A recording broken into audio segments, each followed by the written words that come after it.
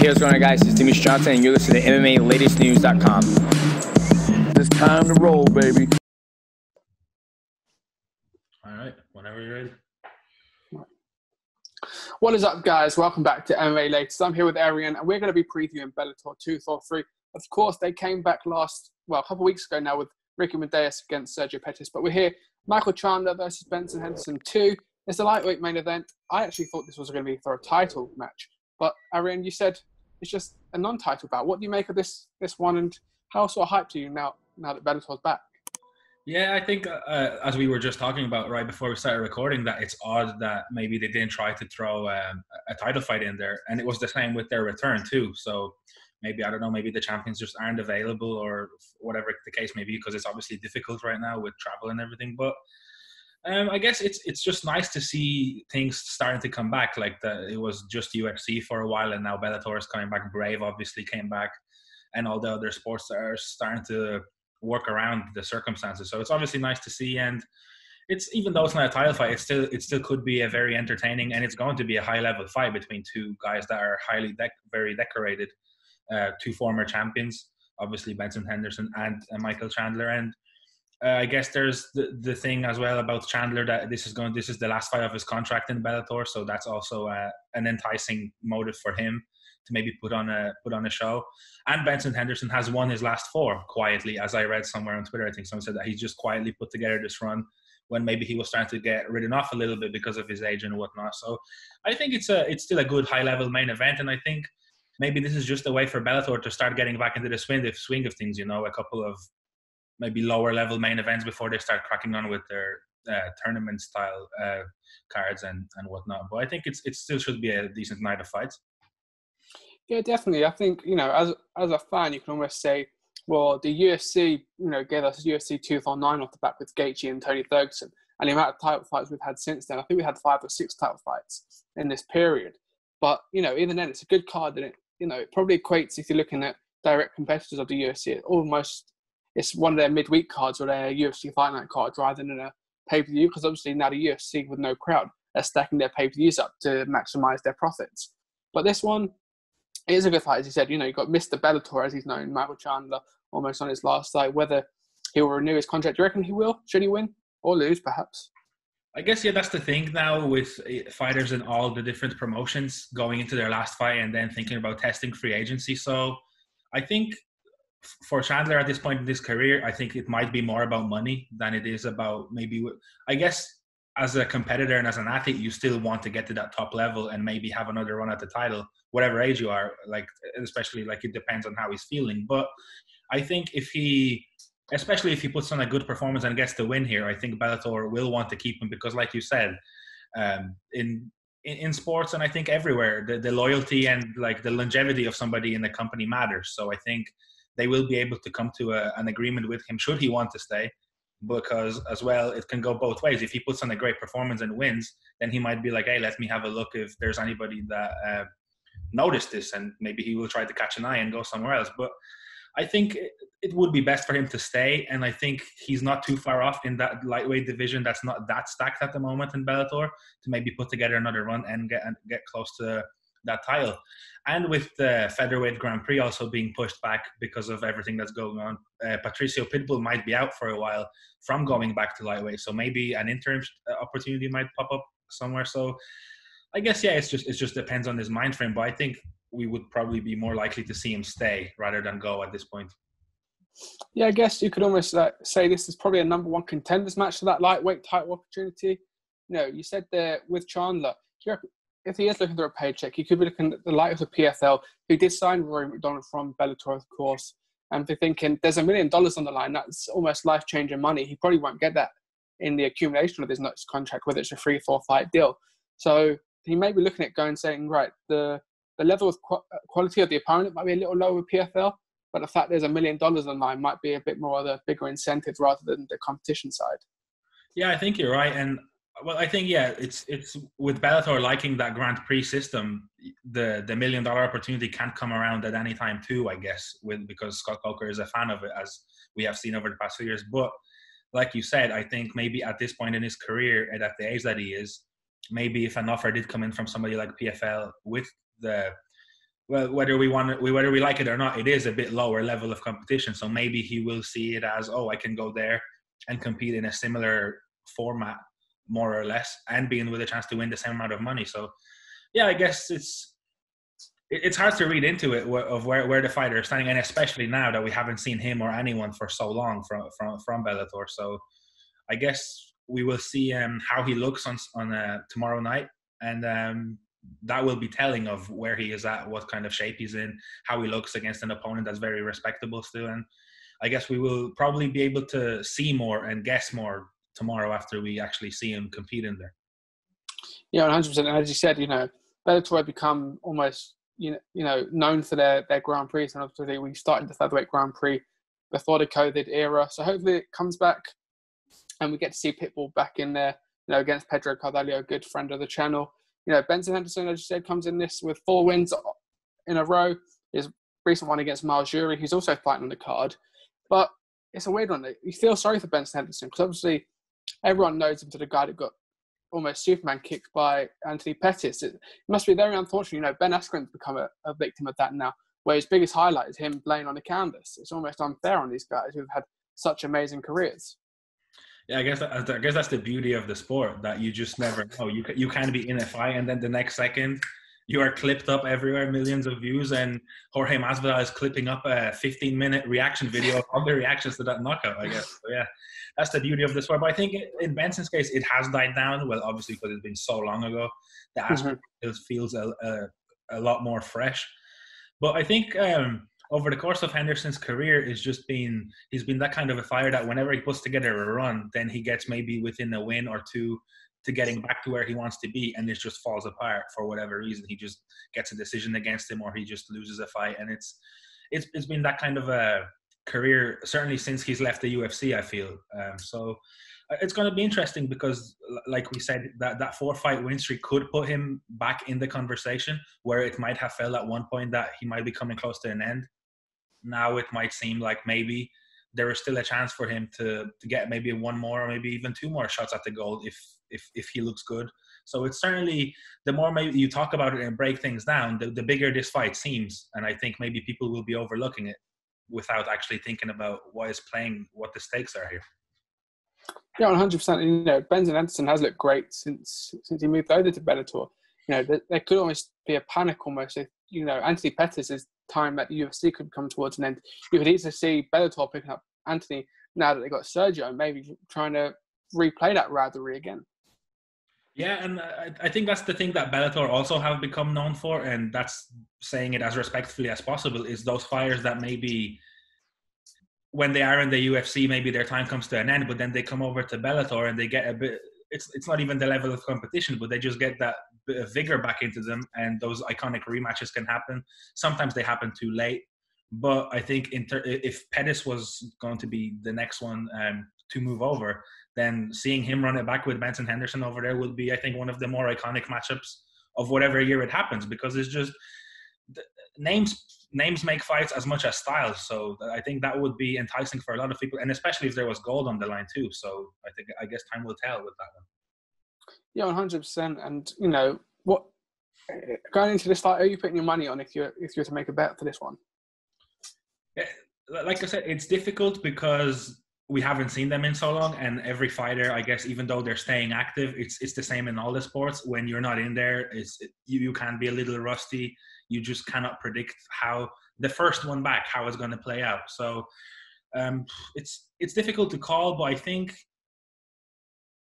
I like Benson. I've had a soft spot for Benson Henderson, and I'm kind of buying into that 4-fight win streak. He did beat Miles Jury last time, like you said, who is a respectable opponent. So he's not like people want to say that some fighters are taking out cans. He's certainly not. I think he's taken out a position that would be that should be respected. And I think at the 2 stages of the careers that they're at, if you compare it, I think maybe Henderson has looked the more likely to maybe get back to that top level and challenge for the title again. But that's with all due respect to Michael Chandler too, who is very dangerous and an entertaining fighter. So I think this is one of those that is 2 very talented athletes that could take it either way. But I think I would be edging with Benson Henderson to keep his run going in this one. Yeah, definitely. And, Michael Chandler did win the first one by decision. So it'd be good for Benson Henderson to, should he get a win tomorrow, you could easily say, right, book the trilogy, 1-1 apiece. Let's go for a third one, especially if there's a close fight in the second one. Yeah, it definitely gives them options, both of them, whoever should get their hand raised, because like we said, the last fight of Chandler's contract. So if he wins, the cards are in his hand. He's the one that's maybe calling the shots more.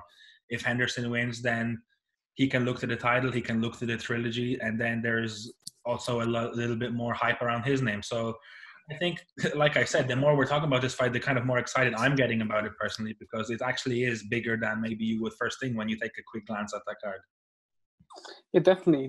We were saying a little bit before that the prelims almost have a bigger draw than the main card does, but I think the main card is low-key. It's definitely the better one between this tooth or 3 and tooth or 2. It's a much stronger card with the names on there.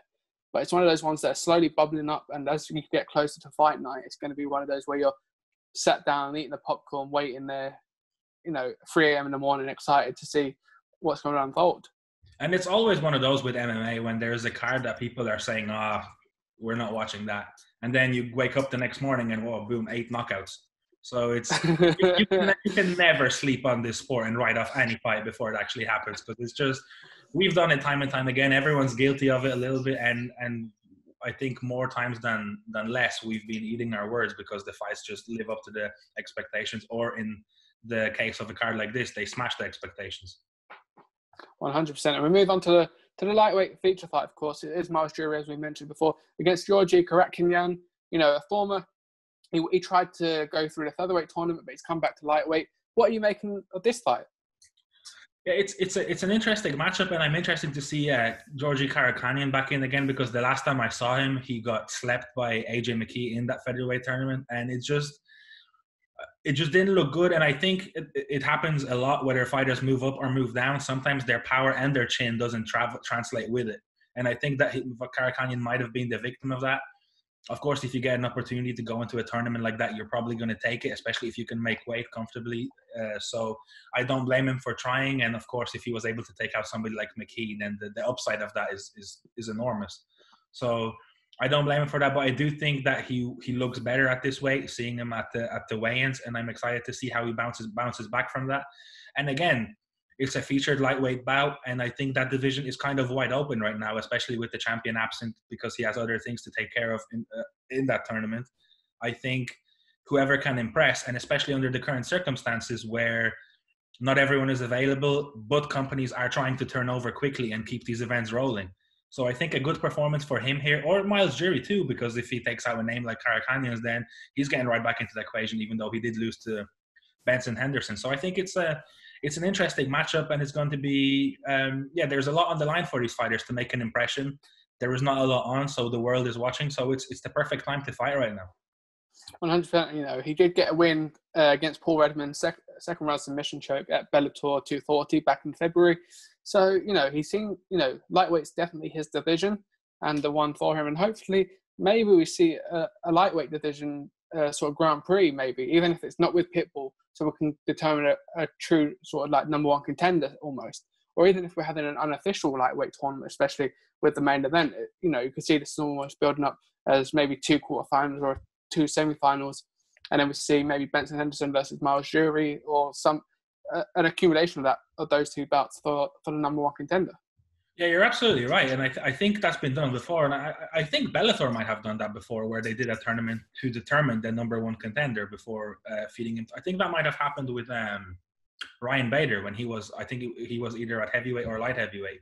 And that happened. And then he won the tournament. And then in the fight, and afterwards he went on to fight for the title. So yeah, with how much Scott Coker has took to this format, and I think with how well it sells and how much attention it gains, it's definitely not too far-fetched to think that might happen. And like we said, with the lightweight champion currently participating in the featherweight tournament, I think that would be a very good scenario for Bellator to put together the 8 best fighters or whatever, or maybe even 4 if you want to do it quicker at lightweight. And if that maybe that division isn't deep enough, if you want to put 4 together and just do that tournament to see who wins, get that build-up going, that always gives you a bit of back and forward between the contenders towards the champion. So it's definitely an option. And what better way to start it for both of these fights, Henderson, Chandler, and Jury and Karakhanyan, than by getting one of them getting a very convincing victory and putting their name right into the hat. Definitely. Is it too unfair to ask Pitbull to participate in 2 tournaments at once? Yeah, I think. Yeah, I guess it also depends because he has a fight lined up right now. It's just a matter of when it's going to be announced. So you just never know in this sport. And Pedro Carvalho is looking very confident too that he will take care of business there. So who knows? Maybe Pitbull will be freed up soon, or maybe he will get his hand raised and he will be still further committed to that tournament. So yeah, like we said, we just don't know in this sport. But I think if he does win, the best case scenario for Bellator would be maybe to put something together here and have him waiting at the end to go back up 10 pounds and defend that belt against whoever emerges as the best of the rest at that division. 100%. Now, we'll move on to the co-main, which is the heavyweight one between Matt Mitchell and Timothy Johnson. It's a good, decent co-main event, two big hitters. What's your thoughts on this one? Yeah, I was kind of surprised a little bit, but then I looked at both of their records, and I guess it kind of makes sense. I don't think it's a fight between 2 big players in that division right now. I think it might be one of those fights that might start something for either of them, whoever should get the win. But they're both on the older side, so... But then, with that being said, the Bellator heavyweight division does favor some of those older guys to still see what they have left and to keep it going. So I guess it's again, it's one of those fights where there are eyes on you, and it's an opportunity for you to maybe make a statement and show that I'm still here, or I'm about to go on a run and whatnot. And it's like you said, it's an interesting fight with 2 heavy hitters that you wouldn't expect to go past the first round. So I guess this is one of those kind of, in football terms, you would say it's a mid-table fight where one team, if you get the victory, you kind of might push yourself going on the upward trajectory and see what happens. So I guess it's definitely going to be an entertaining one before the main event, and it's going to be interesting to see who comes out on top here and what they can do moving forward. Yeah, I think that's a good analogy to use, really, because obviously, Matt Mitchell did have 4 wins on the trot, but he's actually lost 3 of his last 3 now. One against being the champion against Ryan Bader, of course. But, it's not a good look. Timothy Johnson comes in with 1 win in his last 3, that being his most recent fight. So it's one of those ones, as you said, it is almost like a mid-table clash. Yeah, and it's, again, like I said, I think it's one of those fights where both of them need a win badly. So I guess you're going to see 2 motivated heavy hitters coming into this one. And I don't think it's going to be a tactical fight. I think they both come into this one and they swing and they try to take their opponent out in as impressive fashion as possible in order to start gaining more traction, because especially in Mitroni's case, with him being the bigger name arguably coming into this one, losing 3 on the trot, it's borderline you might be getting released or you're not getting a new contract kind of form. So we've seen it before, and especially at that point in his career, you don't want to risk it because maybe there's only so many paydays that are left.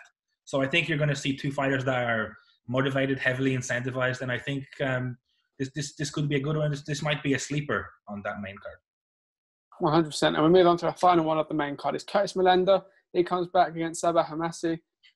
Curtis Millender, formerly of the UFC, had some good fights in there. He came back to the Bellator MMA, got his first win under his belt in his return, of course. This is a catchweight bout at 175. What do you make of this one? I was a little bit surprised by the weight, because I'm pretty sure in that fight that I saw Millender, I can't remember if it was his return fight, if it was welterweight or middleweight. 180. Yeah. So it's a 5-pound decrease. Yeah. More so. So it's weird because it's still not that middleweight level, that first one, and now it's going down a little bit. So you wonder if his future is at 170 or if it's at 185. But with that being said, I was very impressed with him when I saw him back in January on that Cyborg Julia Budd card. He looked very good, and I think he's an example of that kind of a fighter that maybe the UFC level of competition in both of those stacked divisions, welterweight and middleweight, might just have been a little bit too much. But Bellator might be the perfect platform for him to maybe hone his skills, and who knows, maybe one day come back, because he is not on the old side just yet. So I was impressed with him, and I think this is a fight more built up for him for him to go out there, put on a performance, get another win, and I think maybe decide which weight class he wants to fight in, because I don't think catchweight is the way forward, especially if you have title aspirations. 100%. I don't know what weight is coming, but I'd imagine he'd hit that 175. And if he can do that, then 170 might be doable for him. 185 definitely is doable for him. And yeah, you're probably right in the fact that it's probably more suited to him. He got a good win, and that January card feels ages ago now. It's only, well, I say it's 7 months ago, but it feels over a year ago now, almost, with everything that's gone on. Yeah, it's great. It's crazy. That was the one of the last times that the Bellator had live events, and now it's been so long. And like you said, with everything that's happened, everything just feels like it's extended. It's dragging kind of a little bit, and it does feel like even when the UFC came back after I think it was 3 months, it felt like they were gone for about 6 months. So it's difficult, but I guess there's a silver lining to every cloud, because now it's a perfect opportunity, especially in this first few cards, for the likes of Melender to keep impressing, to show that he's ready, he's in shape, he's ready to go. And if he gets a very good victory, and the same goes for his opponent, it's the perfect state to impress right now. And the fighters that are ready and willing to go are the ones that will be remembered by pretty much everyone when things get back to normal, if they ever do. Yeah, 100%. I was just thinking now, it's only been 3 months since we saw the UFC return with Tony Ferguson and Justin Gaethje. You think how many fights we've seen in between that period as well. But we move on to the prelims now. We've got Adam Boric, who's come back, another one from that featherweight Grand Prix.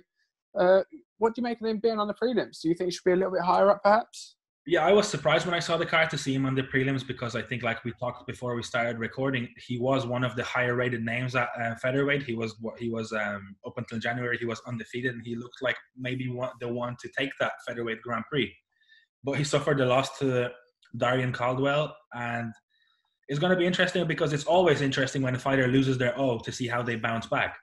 Now, I'm not too sold on his opponent, especially for the level that he has shown. I don't think that was supposed to be the fight, but I think his opponent just wasn't able to make it. I think he was supposed to be fighting Derek Campos, but I don't think that fight came to fruition. So obviously he just got somebody else to face him. So I'm not fully sold on that, but maybe it's just a good tactic for him to get another fight in and get a win and build back his confidence, because like I said, there are always questions when a fighter loses their O. What is their mentality like? How they respond? But with that said, I am surprised that he's so low, because I felt like, well, he's the featured prelim. But I would have expected somebody of his name and the kind of impressions that he made prior to his loss, that he would be maybe rated a little bit higher. But I guess the prelims need viewership too, so maybe that's a tactical ploy from Bellator in that case. Yeah, maybe, because obviously their prelims are on their YouTube channel, of course. But, as you're saying, before that loss, he had a 5-fight win streak with, that impressive TKO win against Aaron Pico. Again, another one of those highly touted prospects coming from Bellator. He's got a good highlight reel on him, so you'd expect him almost to be in that sort of higher end of the card. Yeah, and it's a strange one, and it's a strange position right now for that division too, because if he wins, where does that put him? Right, because the best of the division are currently committed to that tournament. So if he wins, there's just not a lot of options. And I'm sure he's a young fighter. He wants to bounce back with a win and go right back into that title picture. But the truth is that we just don't know when that tournament is going to be finished. And I think Bellator are adamant that it will be finished sooner or later. So I think it's just a kind of it might be time for him to build himself back, get a couple more wins under his belt, regain his confidence, realize that you lose one eventually, unless you're Khabib. You do lose one eventually. Just to come back to his own self, regain that confidence, that swagger, and come back. So I think maybe the fact that he doesn't have the highest name opponent, somebody very dangerous, or at least seemingly dangerous, on paper, might be a good one for him if he can go in there and get a dominant win in and just move on from that loss. Most definitely. And, another featherweight prelim fight is AJ Agazarm, of course. He comes back. What do you make of him? He's on the prelims too. Again, another great fight on that prelim card. Yeah, so his record might be a little bit deceiving, because every Bellator event that I've been to, he has been on it. And I've been very impressed with him. He's a charismatic fighter. He reps Florida, and we know how fighters from Florida are, especially recently. And he's very exciting. I think he's a prospect to look out for. He has submissions. He has knockouts.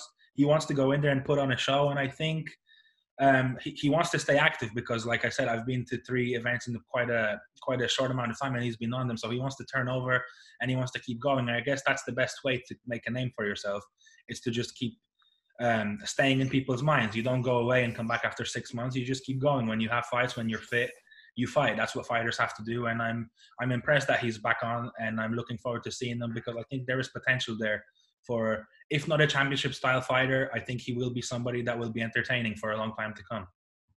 100%. You mentioned a Florida fighter there. We've got for the final fight of the preview, of course, is Valerie Lareda, someone who's very highly touted in that flyweight division.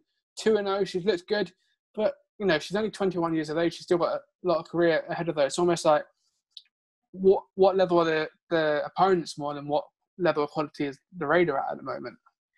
Yeah, it's that thing with Bellator when they have a highly rated prospect. It's just difficult to gauge when they need that push, to step up a level. And I think for her, and especially she has been out for quite some time since that second victory, I think this is good that she's not going in there against one of the sharks, against someone that, of course, everyone who fights somebody so highly rated will be motivated to derail that hype train. But there are levels to this game as well. So she could have been given somebody who's more experienced, who's more dangerous, more seasoned, but she is getting somebody who is 1-1.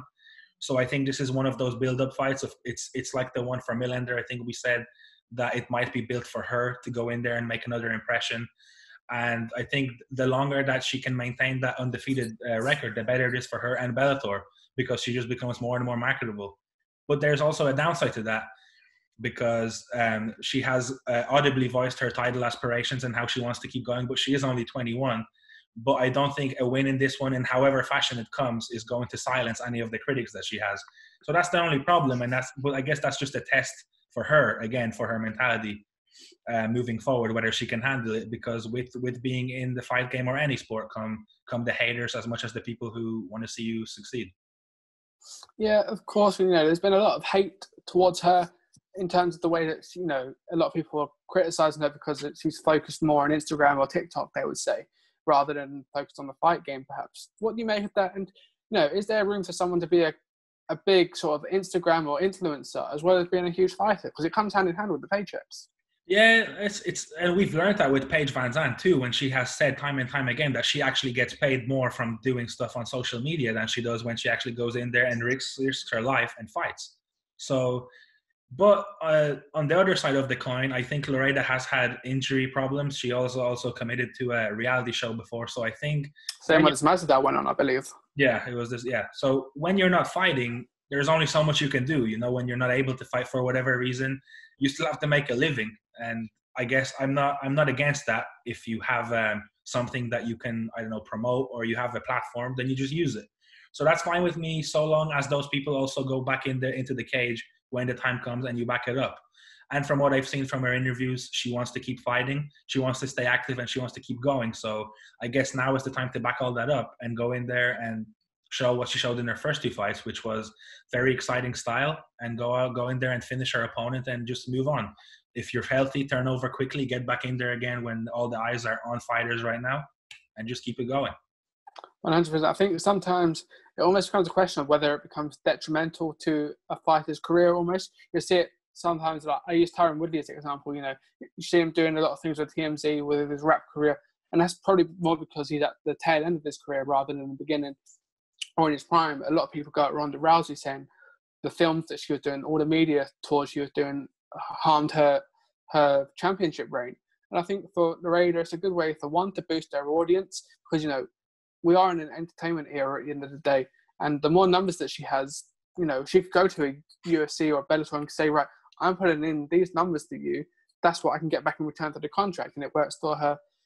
Equally getting other appearances and stuff. It works amazingly well for both Bellator and herself to promote each other. And I think, sorry, just you see her working all the time in the gym with the likes of Yoani and Jacek and all these absolute killers that you see at ATT.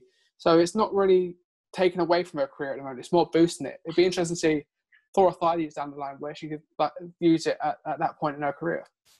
Yeah, exactly like you said, and it's so long as it's not a distraction to the main goal that kind of brought you towards the spotlight, then you have to do what you have to do to make money and to promote yourself. And like you said, in this business, the promotion side of the game is becoming more and more important, because if you can't sell fights, then you're not getting main events. You're going to find it tough to get a title fight. So there's two sides of that to that coin. But like you also mentioned, she has a great team around her. She has great sparring partners. So I think the setup and the tools that she has to kind of take advantage of in her MMA career are all there. And I guess some fighters just need to go through their career to build themselves up by winning and all that stuff. And others can build themselves up and then start fighting. And then, like you said, you have that leverage for contract negotiations and all that. So I guess at the end of the day, as long as you have that tunnel vision for fighting, that all those things on the side don't distract you once you get into the cage, then I guess there should be no problems. Yeah, 100%. I think, I think it's smart for her in a longevity point of view, because obviously her fighting career is going to come to an end one day. She's got, say, 2-3 million on Instagram or on her social media platforms. That will benefit her more in the long term as she looks towards the retirement, etc. But I think you did mention one name that would be almost a good litmus test, which is Paige VanZant, who is also a free agent. Now she's on, I don't want to say the other end of her career in terms of tail ending, because she's still so young. But that would be a good matchup for me and probably for the fans to see where Valerie Lareda was at. But again, I don't want to push her into that sort of fire too soon. Yeah, it's a coincidence because it's VanZant's weight class that Lareda is at right now in Bellator, and Paige VanZant will be testing the market too with her fiance or husband. I'm not sure where they're at right now. He's already in Bellator, so that's definitely going to be a pull factor in any contract negotiations. So who knows? I guess that's definitely a fight that we could see down the line, because despite of Paige VanZant maybe, I don't want to say failures because that's a harsh word, but just not maybe living up to the billing in the UFC, she will come down to Bellator if she goes there as a huge name, as somebody who will go right to the top of that division to test herself against the best of the best in that weight class. And I guess Lareda is on her way there. And I guess, yeah, like you said, it would be harsh maybe to throw her in there right now, especially after such a long layoff and her being 21 years old. But down the line, that could be a super fight on the Bellator card in the not so long future, should Paige VanZant, of course, go there once she figures out the market. Yeah, 100%. I think, Paige VanZant's almost destined for Bellator, as you said, with her husband being in that organisation as well. And I think she would benefit from the almost family nature that Scott Coker has with Bellator, rather than the quite ruthlessness of Dana White and the UFC. Yeah, and I think fighters have said, even Cyborg has said, that it's just it's a different kind of vibe. It's more of maybe like a partnership rather than a boss and his employees when you go over to Bellator. And some fighters need that. In all sports, there are athletes who just need to be handled differently. And I think maybe we're even seeing that with Conor McGregor in the UFC right now, how he's put on the shelf, because I think the UFC have a vision of what they want to do right now, and they're just not accommodating to his needs as one of the, if not the biggest superstar in the company.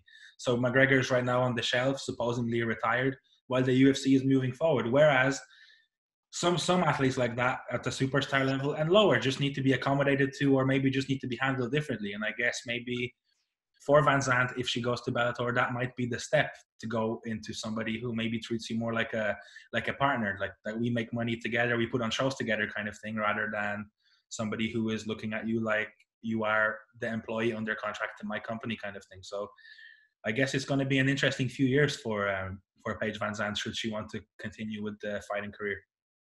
I think so. And I know Alima McFarlane, the champion, came out recently and said she hopes that Paige VanZant doesn't get an immediate title shot because of the name that she brings. So it would be interesting in that division. It's hard in a way to matchmake, because obviously Bellator doesn't have a ranking system or a public ranking system that we know of. So it's hard to go, right, this is the definite number one contender, this is number two. So you're almost going, right, she can fight the champion or she can fight the champion. And sometimes you do get that. It's at that point you get a huge mismatch. That's also the thing with the up-and-coming fighters. That happened to Aaron Pico, and I think Lareda is coming up to that stage now if she gets a couple of more wins. Say she goes to 5-0, and she has beaten somebody maybe that's given her a test, and then what do you do next? There is kind of no gauge of, so do you give her the 15? Do you give her the 10? You could give her a monster that's maybe just not ranked, so people haven't looked at her that way because she's not in the ranking, but then she goes in there and she just derails everything. So it's very difficult, like you said, to manage the up-and-comers, but also people that are coming over, because you just don't know where to throw them in there to see. So I guess there has to be some internal ranking, some sort of way that they can track the performances, the records, and all that stuff. But yeah, to fans, it's very difficult to play matchmakers online, for example, because you just kind of don't know who is at what level and at what stage of their careers. Yeah, definitely. And I guess that is almost like where you can open up to a flyweight tournament or flyweight Grand Prix. If you add Payton Zan to that mix, that adds that Grand Prix element, adds a little bit of flame to it. Valerie Lareda is a huge name. McFarlane, the champion, defending the title in a Grand Prix. You've had some other names from the flyweight division, of course, and you've got quite a good division in there as well. Yeah, and like we said earlier on, it doesn't always have to be an 8-person tournament. It can also be a four women or man tournament, and it's just going to take a little less time. But it also, if Bellator continue on with that kind of draft style matchup thing, you can have the 4 fighters there and they draw who they fight, so it's not kind of like set up, So you can still make a show out of it, and there's definitely 4. With Van Zandt, the champ, and Valerie Lareda, there's 3 already, So there's definitely potential there. Or if you want to play it out, you just put in some lesser-known fighters and give them a chance of making an 8-woman tournament. So yeah, I wouldn't put it past Scott Coker to come up with something like that, and I would be all for it because I've grown to be a big fan of that tournament style. Yeah, definitely. I think those Grand Prix are 100% the biggest drawing power towards Bellator at the moment, just because it is something so out of the blue and so different, and it probably benefits them more. The fact that they're slightly different to UFC. If they had probably a ranking system and it's just number 1 contender versus the champion all the time, you probably wouldn't be as interested because you're saying, oh, we've already got that product over there and it's slightly more skill level, you could argue. Whereas this one, you've got a different product and a different outcome each time. Yeah, it's as much as the UFC have put down the blueprint of how they succeeded, it's definitely very difficult to replicate it like word for word. It's kind of the same like when you're in class and you want to copy homework of somebody. It's you're more than likely not going to do it the same way, even if you do it word for word, especially if your work doesn't get read first. So I guess it's the same in business models. You have to think of something that puts you apart from the rest. And I think PFL have done that, like we mentioned earlier. And also now Bellator have, even though one championship and others have done it before, I think Bellator have kind of come to the top and nailed down how to do that tournament style. And now with the featherweight Grand Prix stuff, when it was like a draw, have made it even more interesting for fans because it's like, wow, who faces who? You don't know the brackets until the elimination part of the tournament is done. So it's definitely a huge pull. And I would not expect Scott Coker to go very far away from it because it's also, I think, easier for him and the matchmakers to we just throw 8 fighters in there and kind of the title fight makes itself by 2 of the best being left at the end, so you don't have to leave anyone out. It's like, here you go, there's your chance, you go earn your opportunity instead of turning fighters down. So I guess it kind of works great for both, and it's good for the fans too. 100%. And I think, Bellator seems to be a lot more open to cross-promoting with the likes of Rise, and you could easily see them doing a Bellator 1 sort of co-promotion, KSW perhaps. I would say PFL, but the fact that PFL is on ESPN would almost draw them back a little bit perhaps. But again, you could easily see a 1FC champion versus a Bellator champion going right there. There's your super fight. Let's see who the best man is or the best woman is. Yeah, and I think it's already starting to go into the works because I think it was Chris Cyborg was talking to James Lynch, I think, the other day, and they were talking about her possibly going over and fighting the Ryzen 155 champion.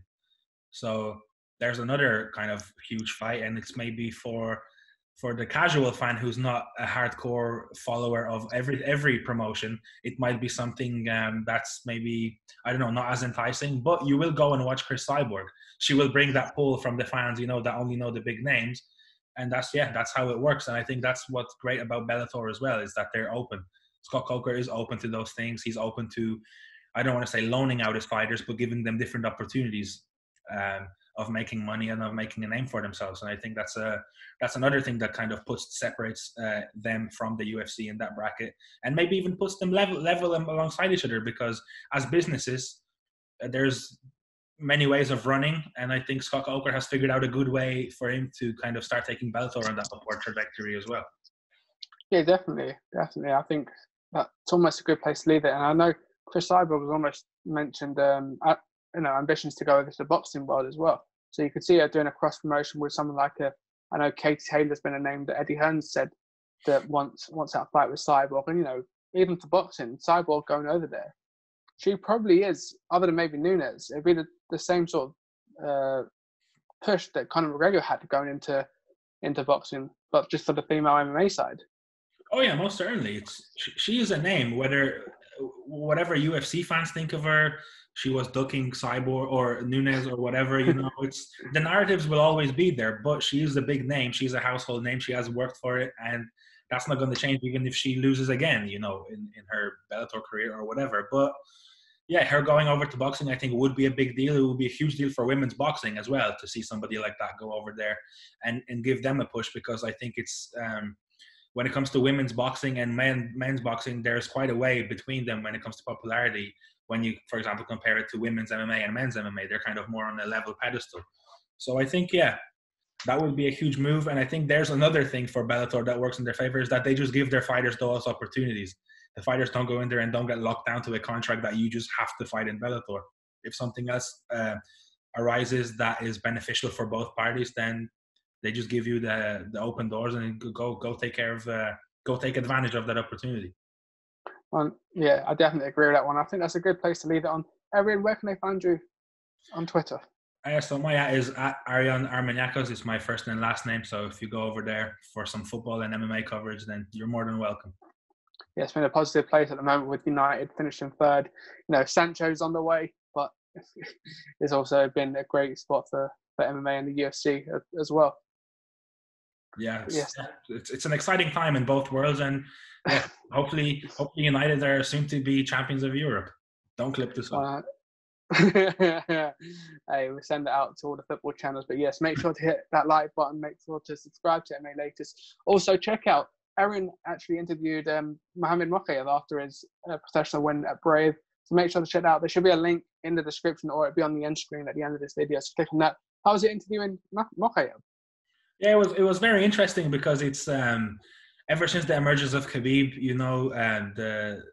the fighters from that region and Dagestan in particular have been just on the come up and have been very interesting to watch, to see if they emulate his style or if they're much different. And I think from watching Mokaev's debut, even though he does have that very dominant wrestling style like Khabib does, where he just doesn't hug people like maybe some American style wrestlers, but he goes in there and he tries to hurt you, he's also very good on the feet. So it was very interesting to listen to him, what his mentality was, obviously the switch from amateur to professional and all of that. So I think it's a very interesting interview for fans, even fans that don't know him, to get to know him and get to know his mentality. And he is very ambitious. He wants to keep going. He's 20 years old. But he wants to keep going, and he wants to become Brave champion and then go to the UFC and become a UFC champion. So I think it's a career worth following for all MMA fans. Definitely. I think he's one of the hottest prospects, between the hardcore fans.